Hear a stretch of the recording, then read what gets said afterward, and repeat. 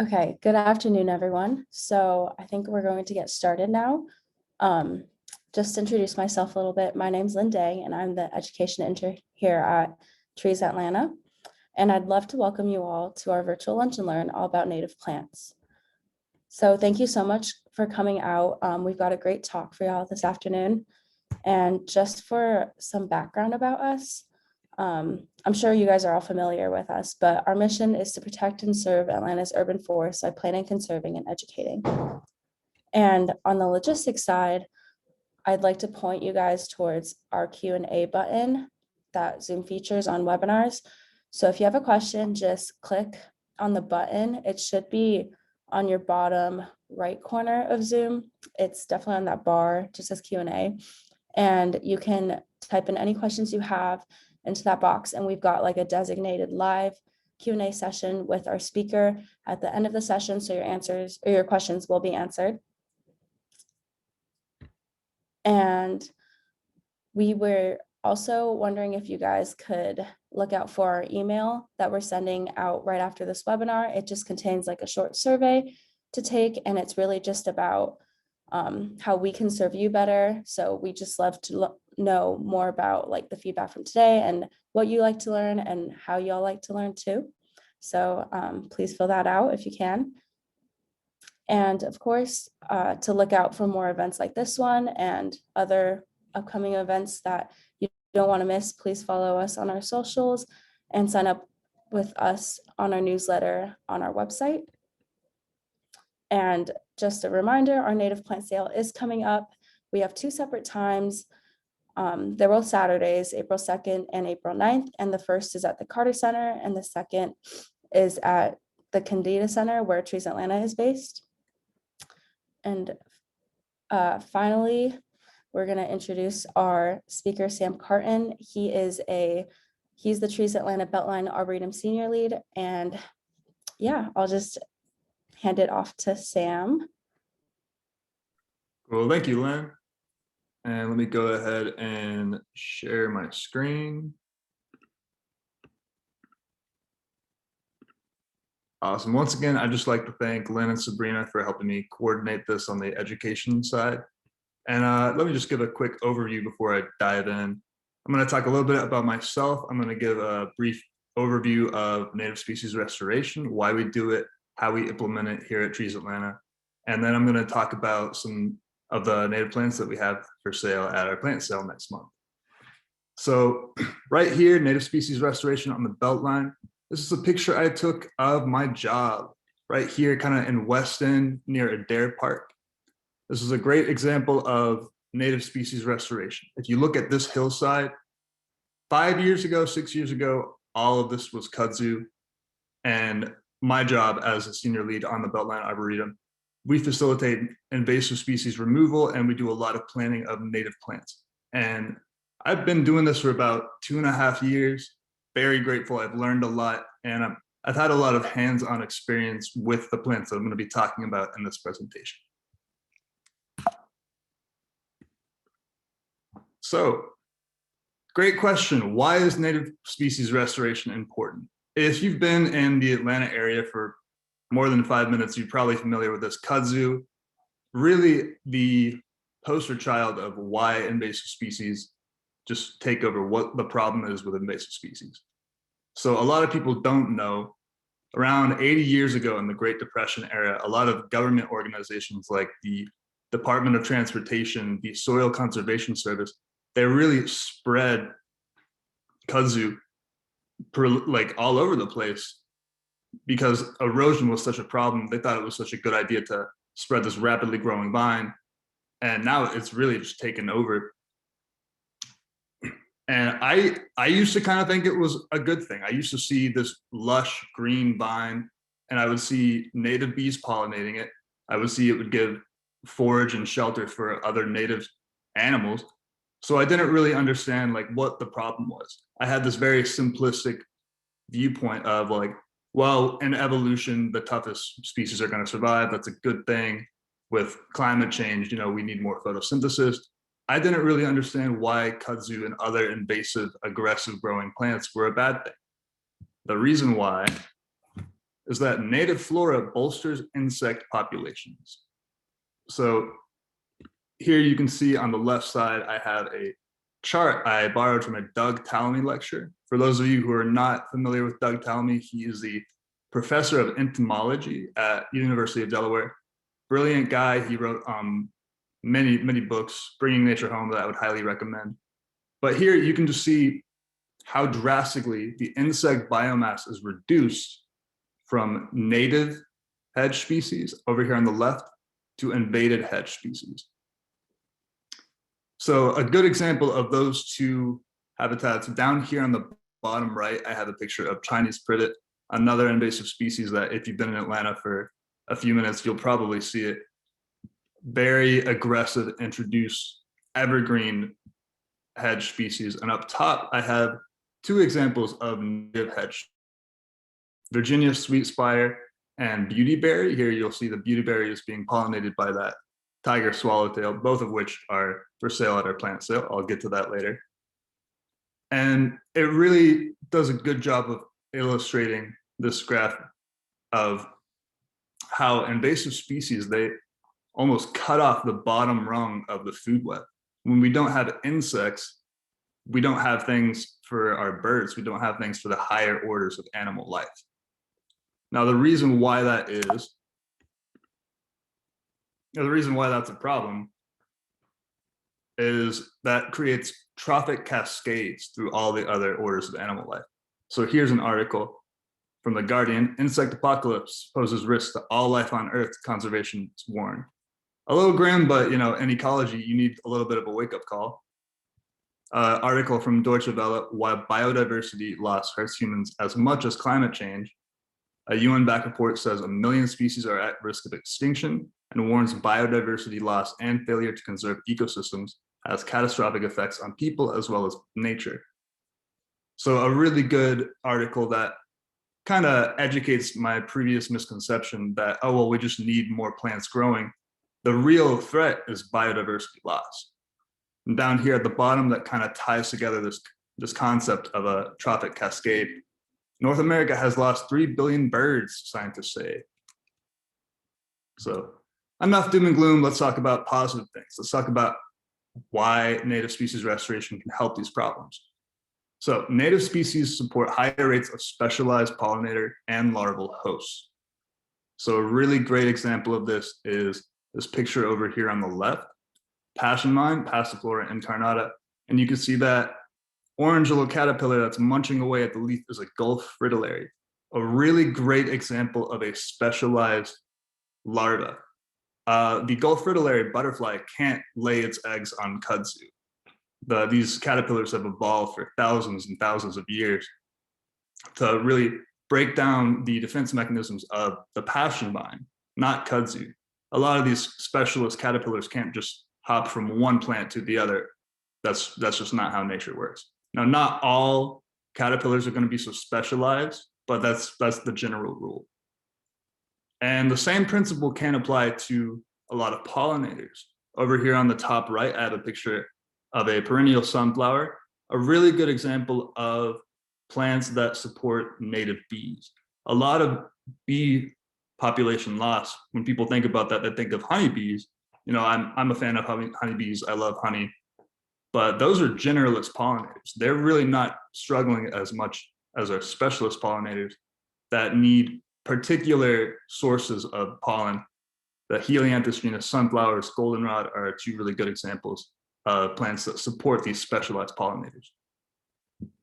And down here, I have a picture of a mama cardinal feeding her baby birds. There's a little worm you can see in her beak, just to tie together this idea that if we cut off that bottom rung of the food web, a lot of these animals that depend on these caterpillars for survival, what are they going to do? All right, so when I'm talking about the plants in our plant sale, one very important thing to consider is the concept of right plant in the right place. Here's a picture I took from my section in the Beltline. You could see a really good example of microclimates. Over here on the right, we have a lot more sun. We have a lot more exposed soil. And over here on the left, we have lots of shade and lots of boggy soil. You can't really see in the picture, but to the left, there's this massive parking lot. And this section in the left of this picture is really where a lot of that water runs off. So that creates what we call an anaerobic soil environment. It's a lot more muddy, and there's not as much oxygen in the soil as compared to over here on the right. And a really good lesson that I've learned from my time on the Beltline is that you need to be reflexive to what your plant needs. Like if you see a shady area, you can try and force a plant that might prefer more of like an open, sunny prairie habitat, and the plant might live, but you really should always try and respond to what your plant needs instead of trying to force it. You'll be a much happier gardener. All right, so I think I'm gonna dive right in. I'm gonna start with my 10 favorite perennial flowers in our plant sale. One thing, there are multiple things that are important to consider when dealing with perennial flowers. They can serve really well as effective ground cover. They're low growing, which can be a blessing and a curse. A lot of the times in landscape design, it's really nice to have something tiny to where you can like plug it in multiple places. But one thing that you have to consider is if you have, say for example, weed pressure, these perennial flowers aren't necessarily going to be as tough to take care of themselves. But an advantage is that if, say, you're watching this, you live in an apartment and you have a balcony, you don't really have a lawn to do native species restoration, there are a lot of these perennial flowers that will do great in a pot or a container. So the first flower I'm going to talk about today is Aquilegia canadensis, Eastern Red Columbine, a really great plant that highlights this idea of versatility. So this is a plant that will grow very well in the shade. You'll see this plant forming ground cover almost directly underneath a tree, as you can see in this picture on the left here. Gorgeous red flowers in the spring and summer, very attractive for hummingbirds, lots of pollinators. And another great thing about this plant is that the foliage, after it flowers, the flowering stalks and all the leaves will die back, but almost always throughout the year, this plant will have something photosynthesizing. There's always something green on this plant, which helps it spread, not only through seed, but just through its roots. This plant, if you have a few plugs in a shady area, over the course of a few years, if you do a little bit of weeding, this plant will form a very dense ground cover. And a good concept to think about is plants that can do well in multiple environments. This plant will do well in shade. I've seen it grow well in almost full sun. This plant is pretty tough and it will grow almost anywhere. All right, so this isn't just one species, there's actually two. The genus Asclepias, we have two of these species for sale. Over here on the left, we have tuberosa, butterfly weed, and right we have incarnata, which is going to be swamp milkweed. I'll just go ahead and talk about swamp milkweed. As the name would imply, this plant would prefer wet, boggy soil. I discussed earlier that anaerobic soil this plant will really thrive in. Also important to consider is the size. Incarnata will get about 3-4 feet tall, which is almost double sometimes the height of Asclepias tuberosa. I really, really like incarnata on the right if I'm, say, planting a rain garden, or if I have someplace that's really muddy where I want something actively growing in that soil. Whereas Asclepias tuberosa on the left is a great landscape plant, just gorgeous, gorgeous flowers, and it's low growing, so you can fit it in almost any landscape setting. But once again, the concept of right plant in right place, it's important to consider the size of these two plants and also the soil requirements. These are two plants that I've seen them grow in part shade, but both of these, I would say, put them in the sunniest spot in your yard. Columbine, that can grow almost directly underneath a tree, but butterfly weed and swamp milkweed, I would recommend these are in sunnier parts of your yard.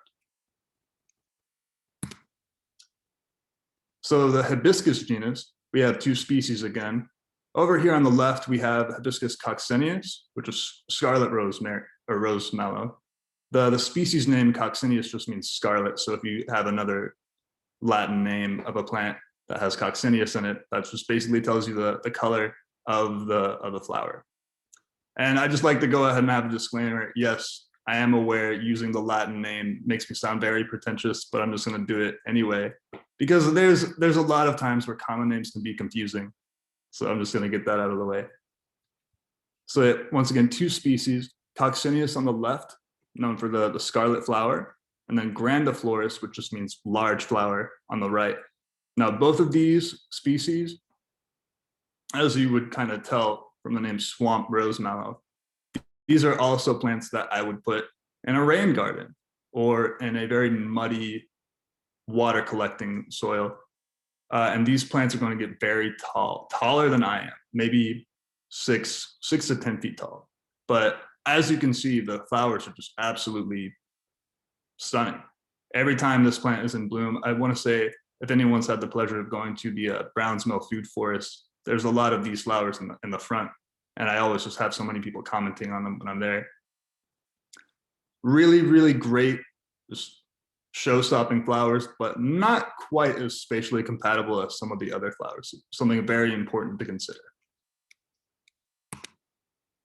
Phlox divaricata, Woodland Phlox, a lot like Columbine. This is a flower that you can see almost growing directly beneath a massive 60-foot tall oak tree.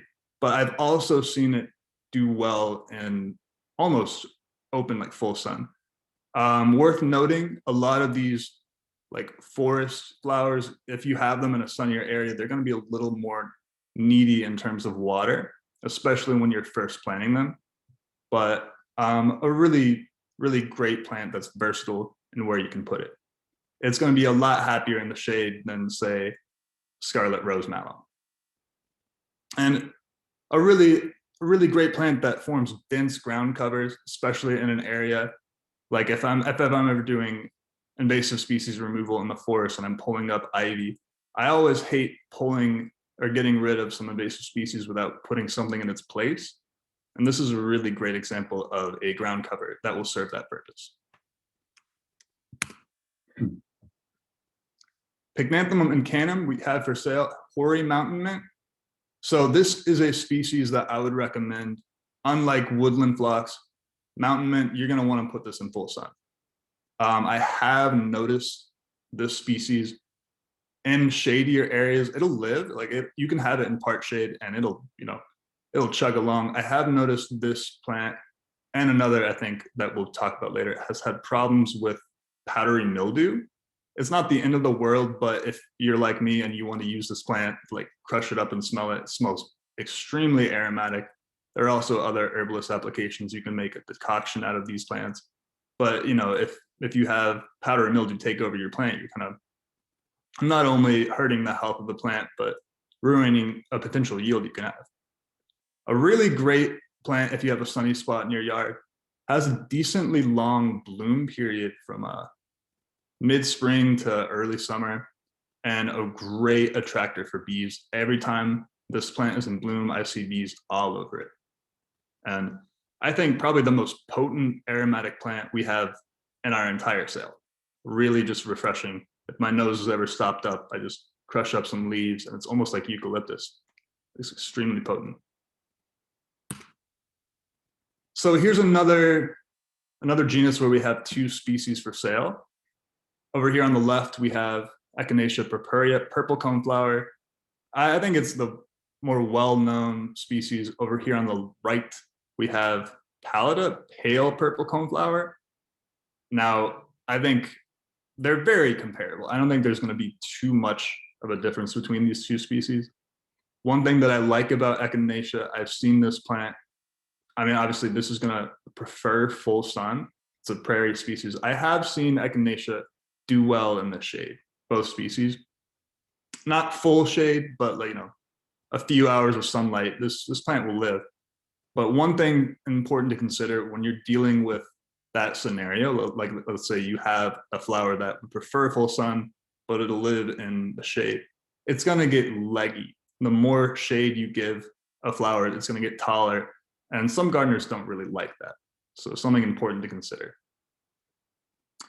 I can't say I'm familiar enough with these two species to tell if there's like much difference in the growing requirements other than just the color of the flower. All right, so moving on, we have the Monarda genus. Bee balm, I've heard some people call it wild bergamot.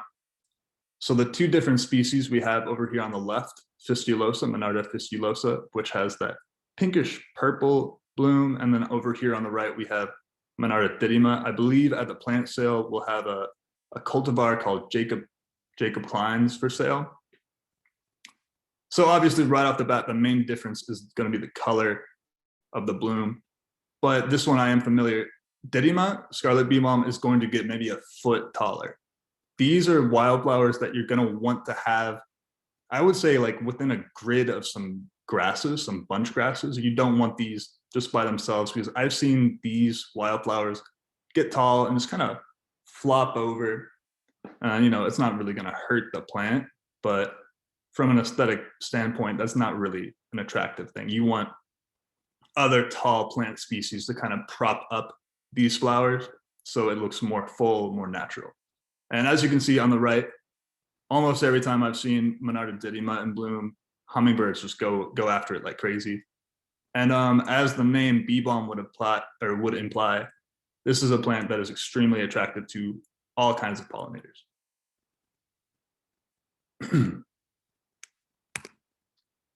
All right, Conoclinium coelestinum, blue mistflower.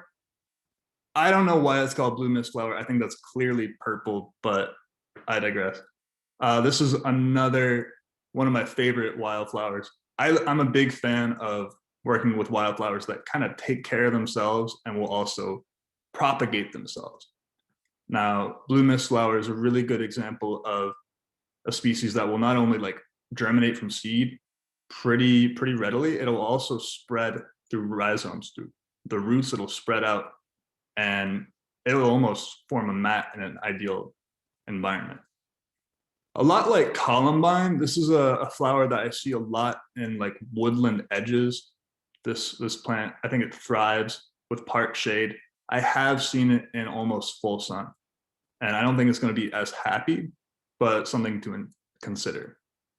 The leaves, they almost look like mint. They have that opposite leaf structure that you see so common in the mint family, but it doesn't have that aromatic quality, unfortunately. Extremely attractive to late season pollinators. And the timing of the blooms with the blue mistflower is something I like to pair often with goldenrod. They bloom at the exact same time. I think the combination of that gold and purple color is extremely stunning. And they're both species that are very attractive to pollinators. Here you can see this bumblebee going crazy. If anyone's had the pleasure of being up close on goldenrod in the late summer, pollinators, bees, butterflies, even other insects are just all over it. A very important nectar source for a lot of insects.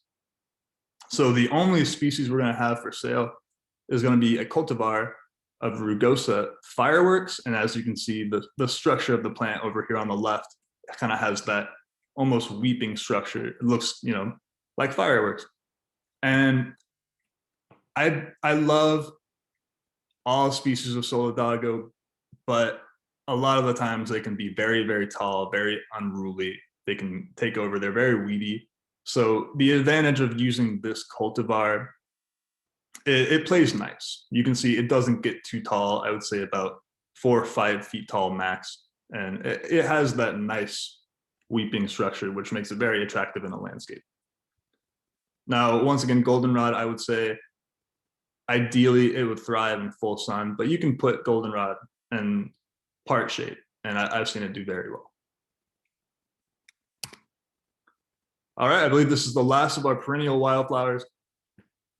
Yucca filamentosa, a common name Adam's needle, a really interesting native plant. I've seen this plant grow everywhere. I've seen it in almost full shade. I've seen it in full sun, thriving in a parking lot.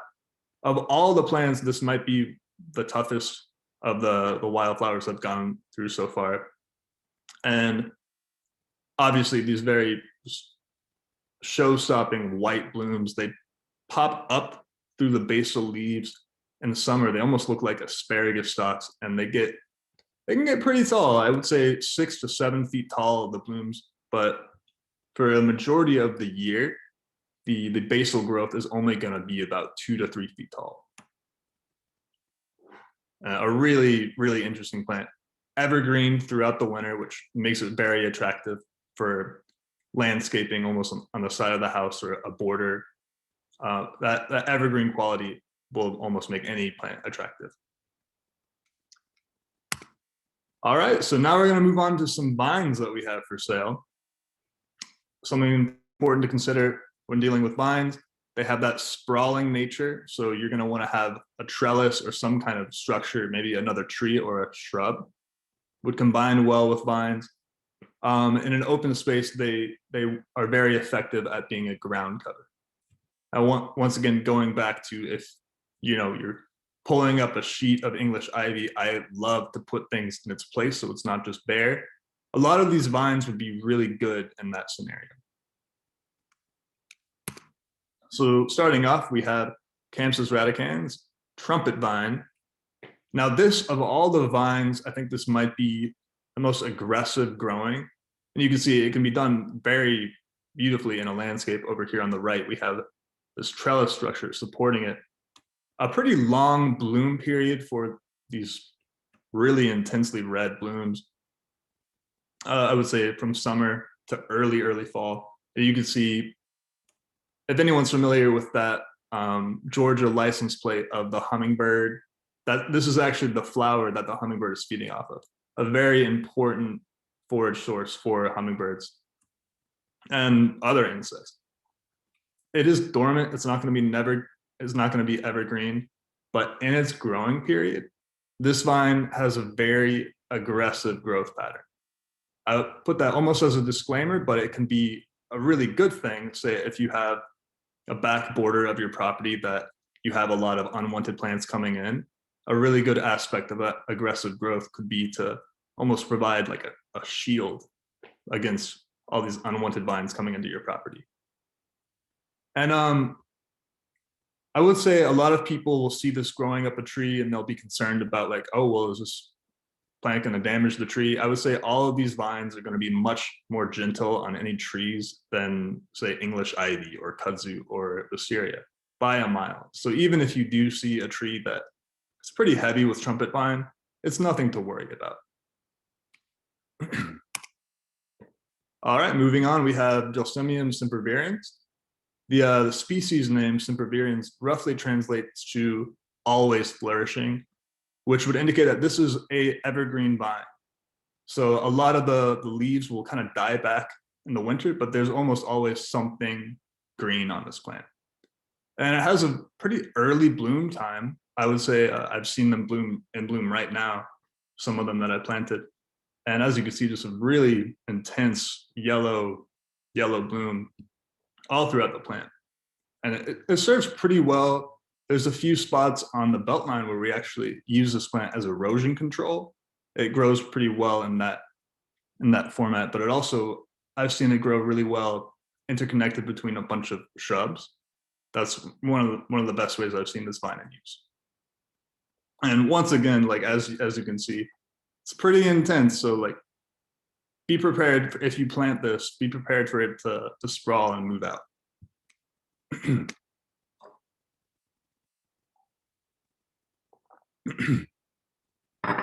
Up next, we have Lonicera sempervirens. Once again, the same species name, sempervirens. Now, this vine is evergreen. I would say the winter foliage isn't going to be as lush as the previous vine, but as you can see, the flowers of this, almost like the trumpet vine, I would say it's almost like a cross between the jessamine and the trumpet vine. That stark red bloom, very attractive to hummingbirds in the summertime.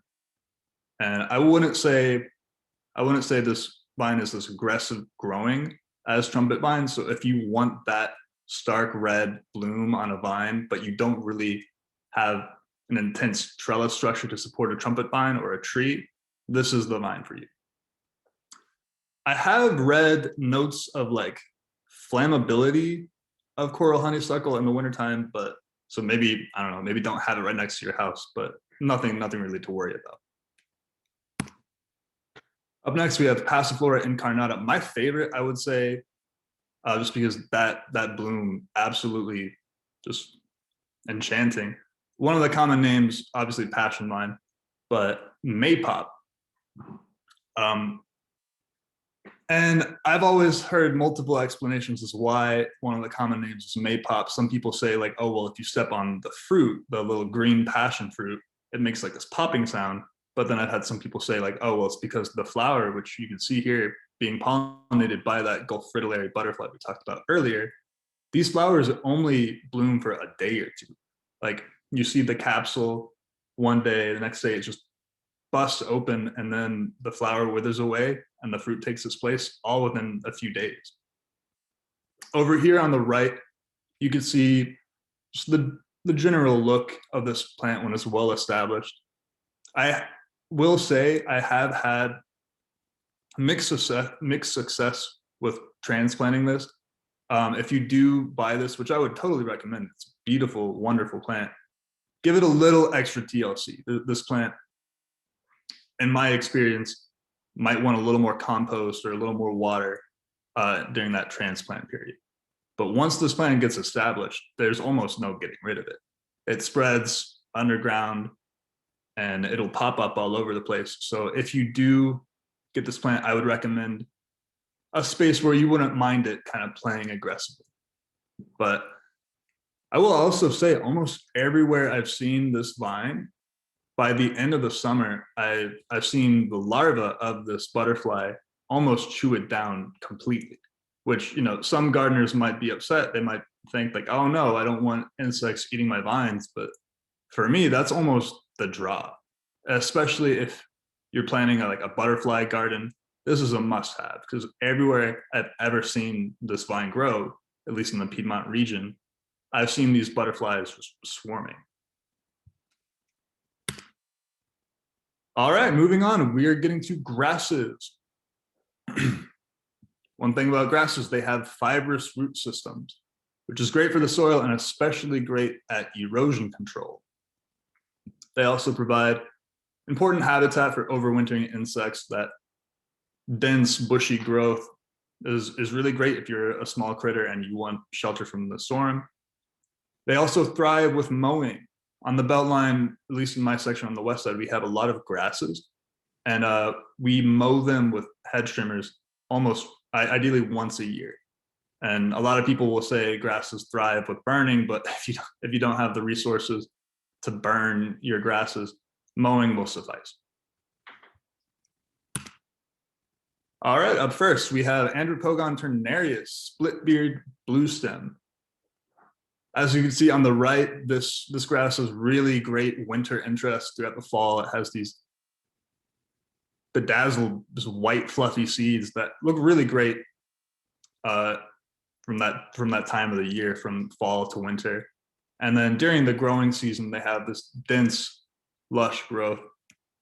I'm a big advocate, if you are going to have like a little wildflower meadow in your yard, I would highly recommend having a bunch grass like Andropogon, like the Splitbeard Bluestem, in between your flowers. Like I like to have a pattern of grass, Echinacea, grass, Mistflower, grass, you know, to really replicate that prairie habitat in which these species evolved. And also, it's great to have that biodiversity for the insects as well. Up next, we have Chasmantium latifolium.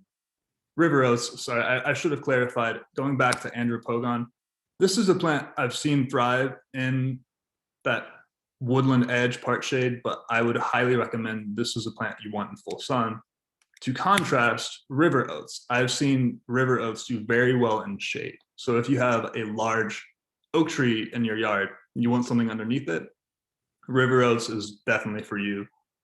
A great plant. If anyone's been to Candida, I believe this is the species we have kind of all throughout. Forms a great ground cover, very dense, spreads from seed, spreads through roots. Really great for erosion control, as you can see from this picture here. I think the name River Oats indicates that in a lot of forest settings, these plants you'd usually find in a floodplain.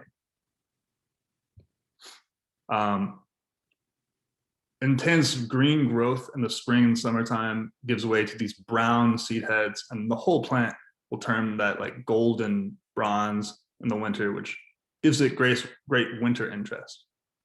And once again, that lush growth is great habitat for a lot of birds and insects as well. Muhlenbergia capillaris, pink muhly grass.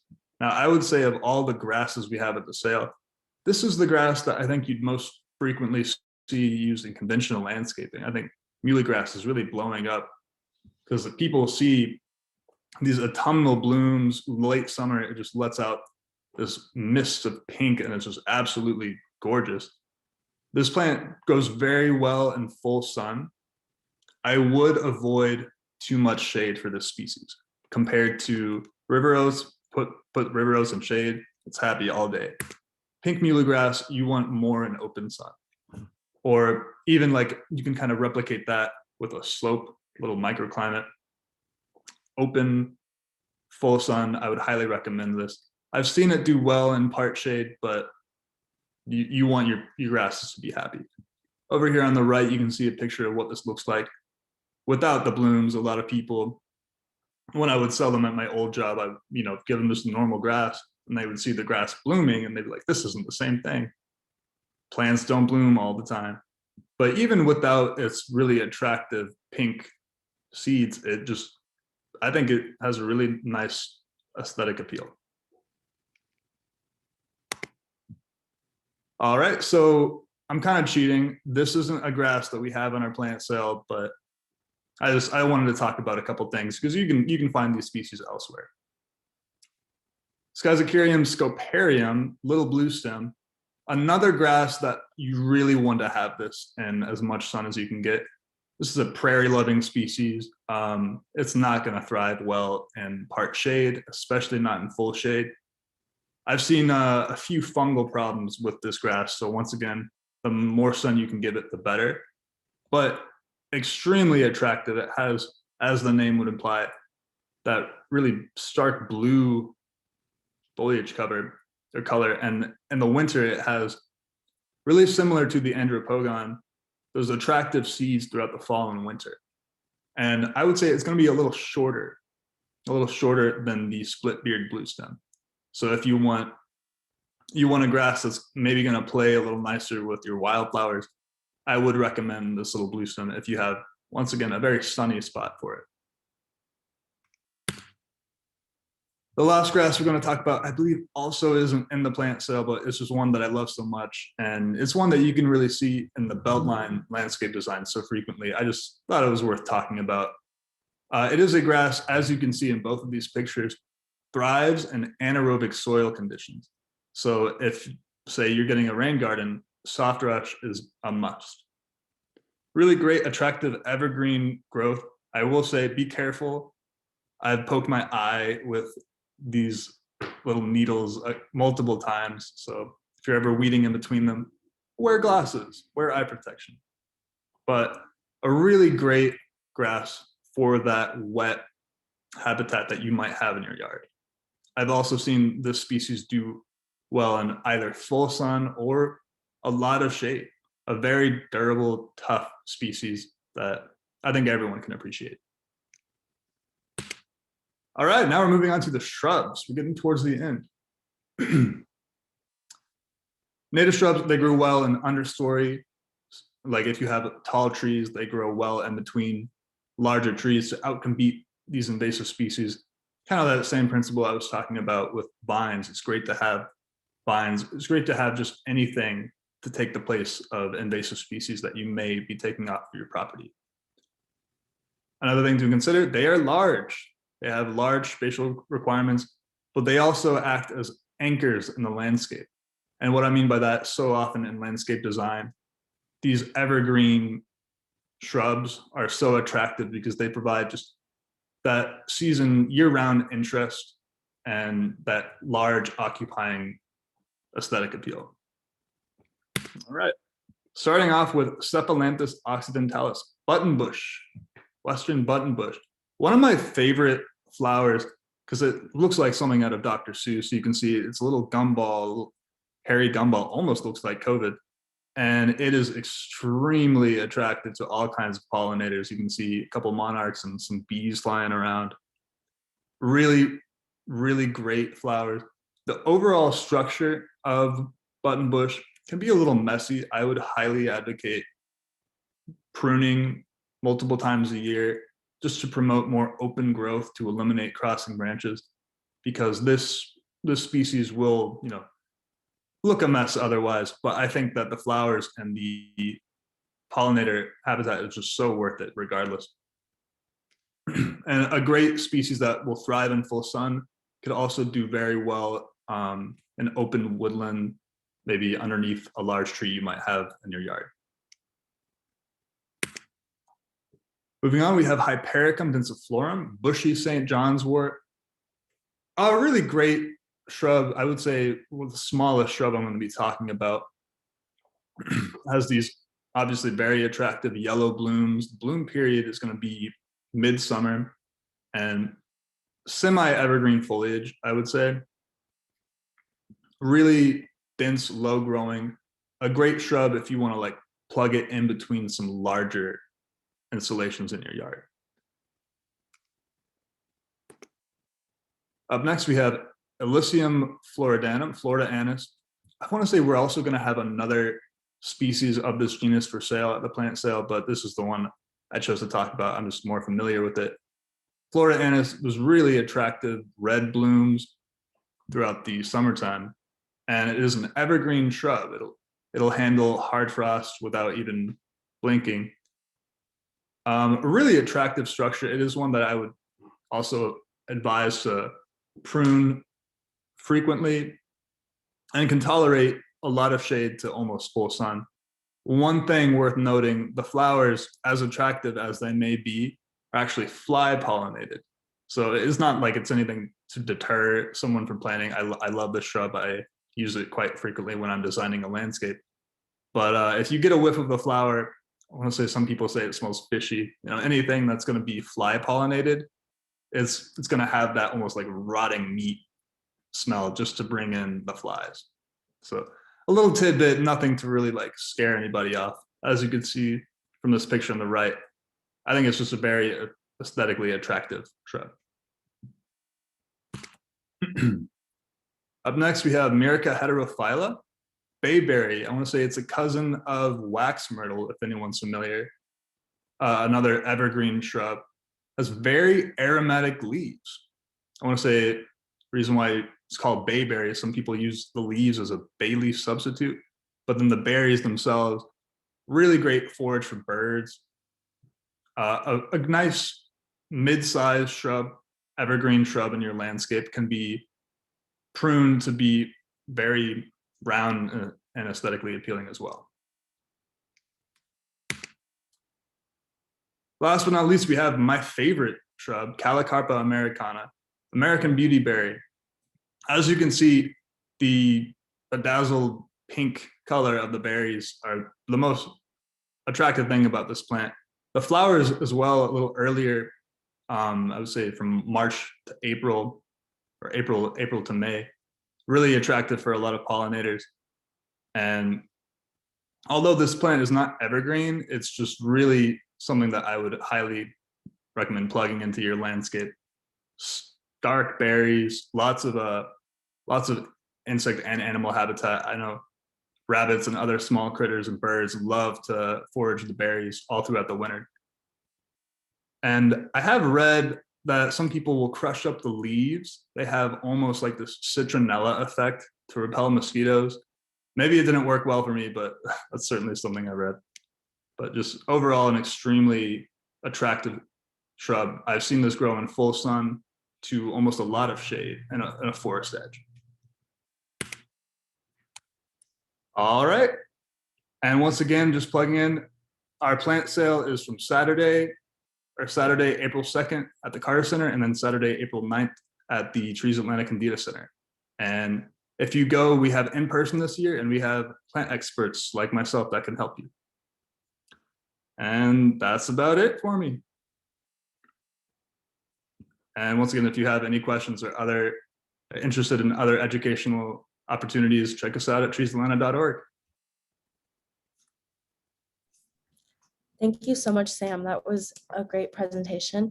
No problem. So as of now, we don't have any questions, but again, I just like to plug in.